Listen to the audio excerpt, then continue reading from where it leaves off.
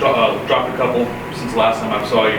Tell me how you're feeling about the team so far through 3 games. Yeah, this past week was a tough one for us. It's we didn't play up to the level that we need to play at to win a game, and I had a chance to win at the end. After playing subpar football, especially on special teams. That was something that we took a step back at for sure this week. Last week when people asked me what we have to do to continue to win, it's play good on both sides of the ball and be good on special teams. And we took a step back there for sure. It's a good football team. We have a good football team, and we play a tough schedule, and that's what we want. And you win close games, you lose close games. I still feel really comfortable with this team, and I know what this team's capable of.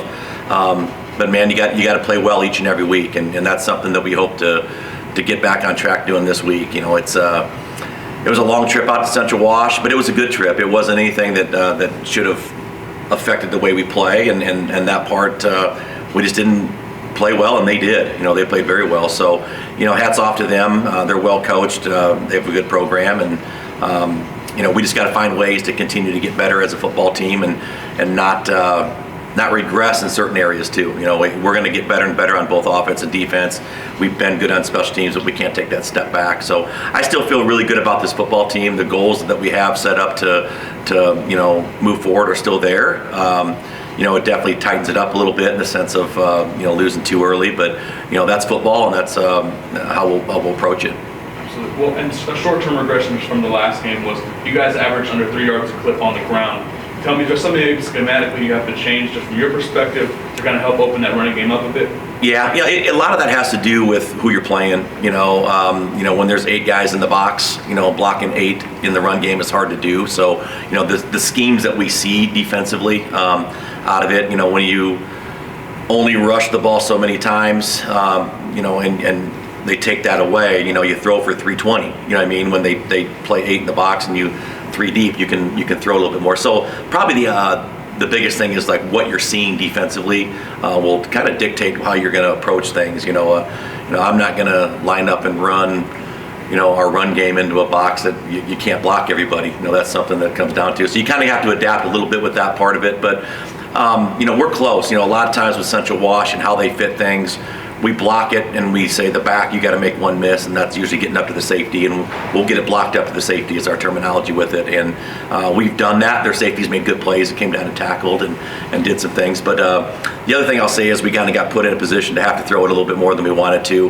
than we planned to. And I'd say wanted to. We can throw it, but that part of it going down, we had to throw the ball a little bit more, so our numbers in rushing were down a little bit. Yeah, and in theory, right, whenever they put 8 in the box, you typically have those man-to-man matchups, yeah. Right? But your quarterback in particular, he can fling it, but one thing that he has done a lot recently is in every game he's had an interception, at least one.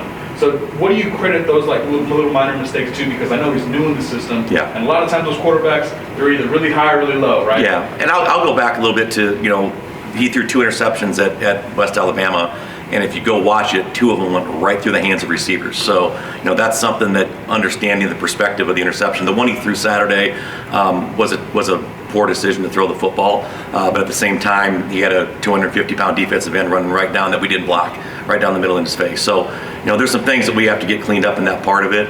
And I will say that we've thrown the ball a little bit more than we have run it this year. So when you do have more attempts, there's going to be potential for more interceptions being thrown. So you take the good with the bad with it. He's a very dynamic football player. He's somebody that puts us in good situations. Going into the last 2 weeks, we pretty much knew that we're gonna have to throw the ball a little bit for what those teams did with it. So you take the good with the bad for sure.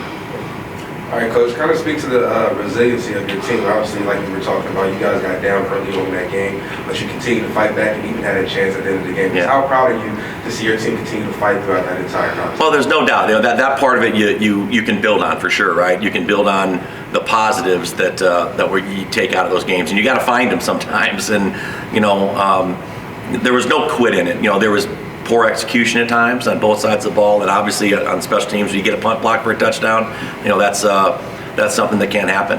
Especially when you're not out schemed and you're just outmanned at certain times with it. And then they had another touchdown we lined up for a field goal, and it was a low snap, and our holder tries to make a play, throws a ball, and it's intercepted and ran back for a touchdown.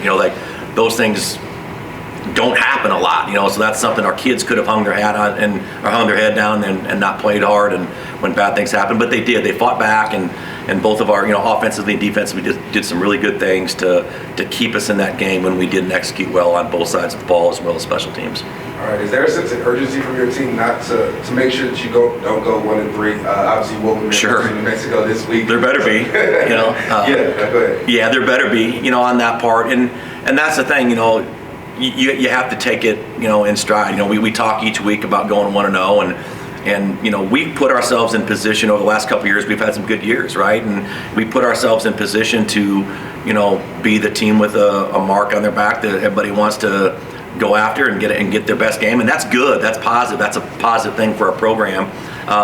We have to live up to it, though. At the same time, our kids have to realize that.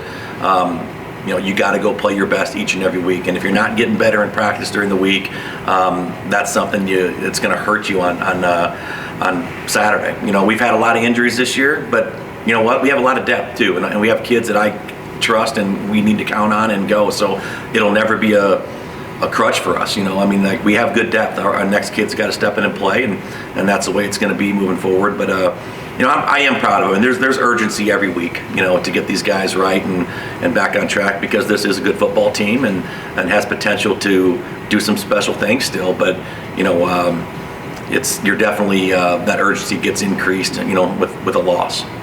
Last question here, Coach. You guys, like I said, welcome in Western New Mexico this week. Just what have you seen so far, if you have signed anything on film that they present a challenge to you guys, and that you guys must come out on Saturday night prepared to focus for? Well, on defense, I watched a lot of their defense already, and they fly around on defense. They play some different, like 5 DB type defense, which means they do a lot of different coverages, a lot of different stunts. They're not big up front in the D-line that we've seen recently, but they're very active and moving around. So, we'll have our hands full in that part of it, trying to figure out blocking schemes and what we're doing with it.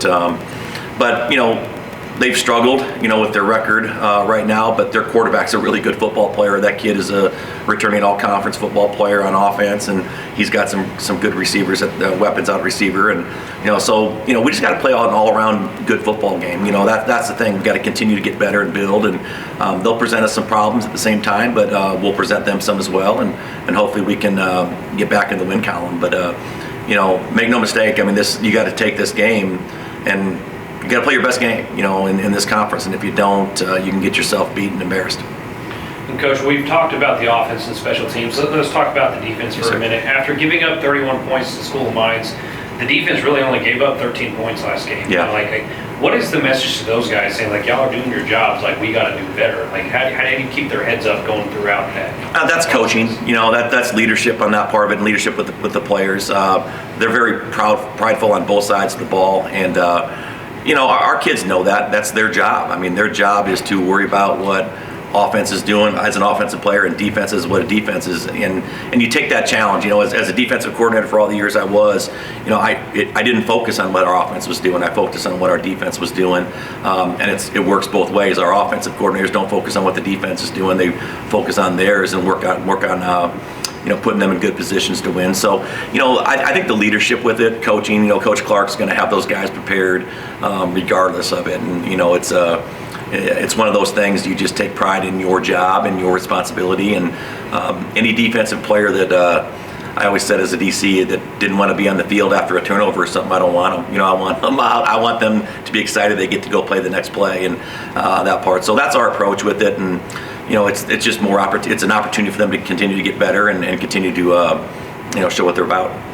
And you say that the guys that y'all are playing this weekend, they got a really talented quarterback, obviously going to be accurate with the football, going to be throwing it all around. How important is it going to be? More of how long your guys can cover on the back end of the secondary, or is the focus really getting after the quarterback with the pass rush? Mixture of both, for sure. We do a good job of pressuring quarterbacks and putting them in tough positions on that. We try to stress their blocking schemes and their protection schemes and that. So, a mixture of both. We're going to have our hands full. We do play a lot of man-to-man coverage, so winning your one-on-one man-to-man out there, but also getting help from the D-line and the linebackers on our pass rush will be huge for us this week. And just making that quarterback uncomfortable, getting him off his spot a little bit. He likes to sit back there. He's a 6'3", 220-pound kid, and he likes to sit back and throw it and get protection in the pocket. So just moving the pocket on him a little bit and getting him off his mark to throw the ball comfortable. That's going to be the plan going in. And y'all have had a couple of turnovers, whether it be special teams or offense, the last couple of weeks. How important of a goal is it to set for your defense to win that turnover battle, to get those takeaways? Yeah, no doubt. That's something we want to win that battle every time. The turnover battle is huge in a game. If you go look at numbers statistically across the country, winning turnover margins, you win football games. You really do. It's hard to win a football game with a blocked punt. It is. It's hard. It's almost impossible. Field position's huge too. We've been in bad field position, whether that's ball bouncing down to the 1 yard line of the punt, not fielding the punt. Different things like that has put us there, and we've put the defense in bad field positions as well. They had 13 points, and I think 7 of them were legit drive right down the field, the first one, but the other 2 field goals, we put them in bad positions on offense to, they had short fields for field goals. So, obviously winning the turnover battle and taking the ball away, that's huge. But also the field position part of it's going to be big too, and making great choices with the ball. Thank you, Coach. Thanks, guys. Appreciate it.